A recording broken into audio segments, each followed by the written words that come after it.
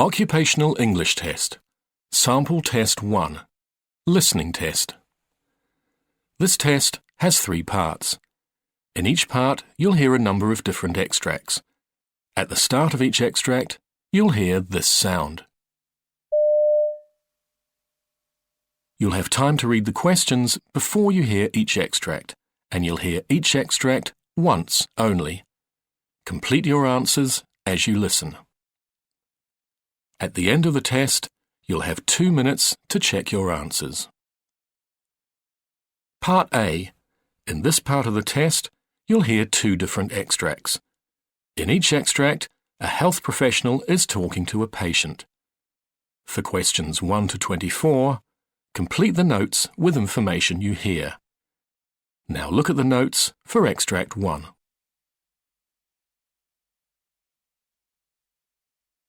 Extract 1. Questions 1 to 12. You hear a physiotherapist talking to a new patient called Ray Sands. For questions 1 to 12, complete the notes with a word or short phrase. You now have 30 seconds to look at the notes.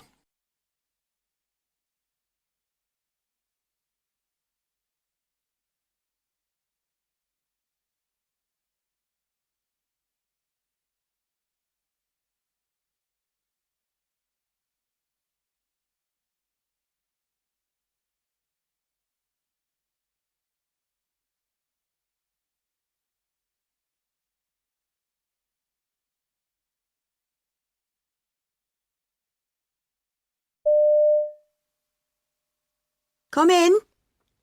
It's Mr. Sands, isn't it? That's right, Ray Sands. Now, I think you've been referred to me because you're suffering from sciatica. That's right. Not for the first time, actually. OK. Well, I've got some notes here, but perhaps you can tell me in your own words about any previous bouts of sciatica you've had, what treatment you had, what worked for you, anything else you can remember. Righto. Well, it all started when I hurt my back, about 18 months ago now. OK. I was giving somebody a hand with a heavy suitcase and I felt it go, just like that. Anyway, I slowly got over that, despite occasional flare-ups, and then, out the blue, about a year ago, sciatica developed. And it was 6 months till that finally cleared up altogether. Now it's come back in the last month or so, I'd say. I see. And your GP said it was sciatica? Yeah, I had this pain all the way down my right leg, and she said the real problem was in my back because the sciatic nerve was getting trapped. Right. I mean, I'm telling you, this was no ordinary pain. It was really intense. I mean, to the extent that I couldn't stand for very long, couldn't walk hardly any distance, I couldn't sleep. Oh. I mean, the most frustrating bit for me was that I couldn't even turn over in bed. It just hurt so much. I just couldn't get comfortable. Do you know what I mean? Sometimes I'd have, a sort of tingling feeling in my calves as well. Right. But then at other times, my whole leg just felt a bit numb, really. It was weird. And of course, I couldn't go to work. I'm an events organiser, so I travel about a lot. I'm setting things up for conferences, lugging stuff around, And so there was no way I could manage any of that, the state I was in. OK. So how was this treated?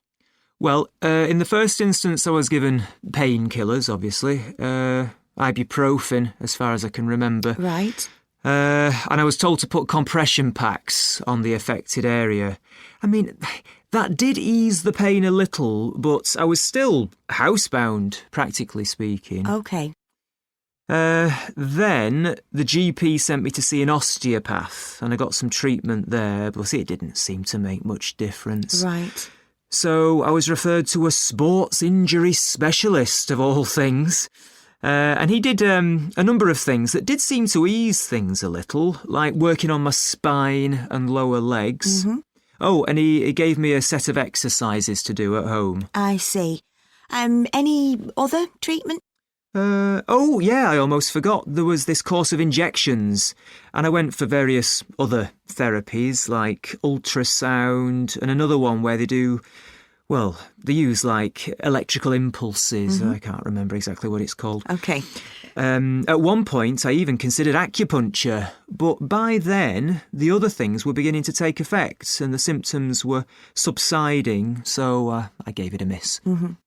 So, which of these various treatments do you feel was most effective? What made the difference? Well, I couldn't say for certain because it all went on for 4 months without much improvement, really. Then it wasn't until suddenly in the 5th month, things changed quite dramatically.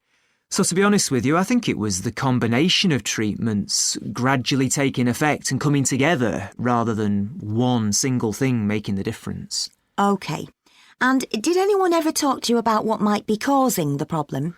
Well, I think everyone assumed that a slipped disc was behind it all, but Right. was never actually confirmed as that. I mean, I know there is this other condition where you get a lot of pain in the buttocks, but that wasn't my experience. OK. And did anyone talk to you about aspects of your lifestyle that might be contributing to the problem? Well, I remember actually there was one of the therapists.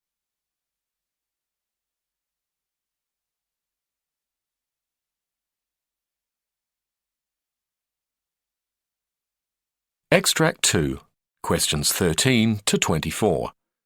You hear a consultant dermatologist talking to a patient called Jake Ventor.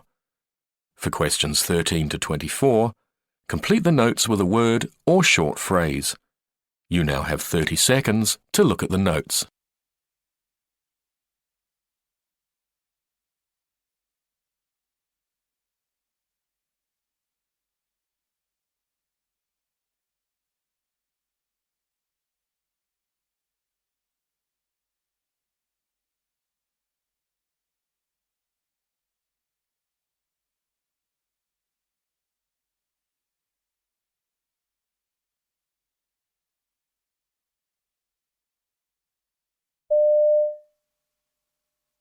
Jake Ventor?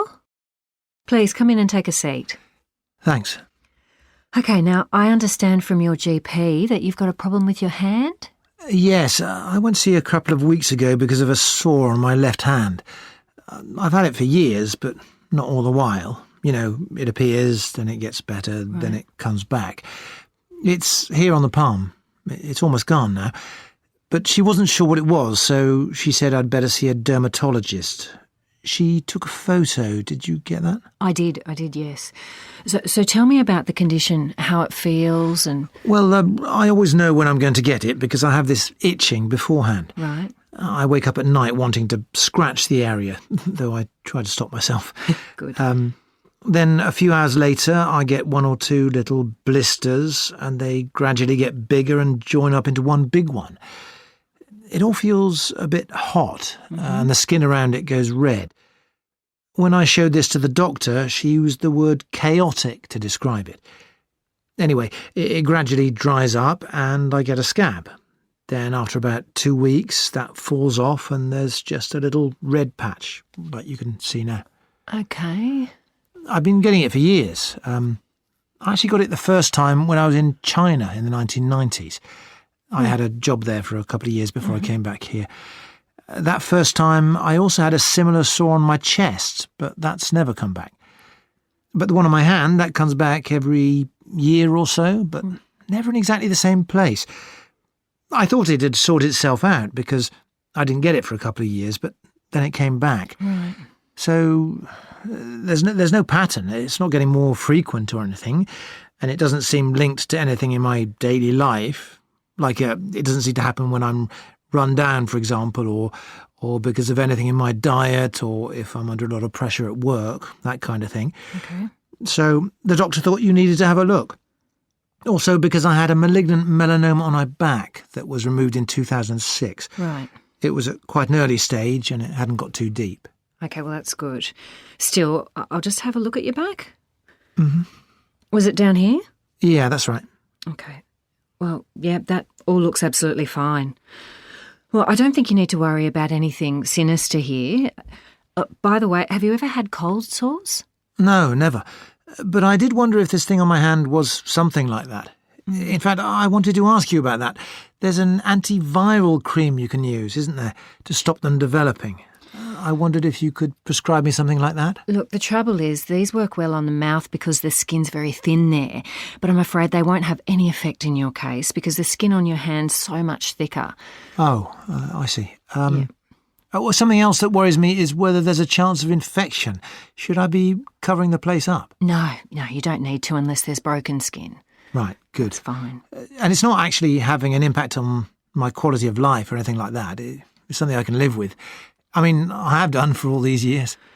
Okay, so really the reason you went to the doctor after all these years was just to see if there was any way we could prevent this happening. Yeah. Okay, well, at this stage, the best thing to do is organise a biopsy. It might be a bit uncomfortable, but it means we can rule certain things out. Okay.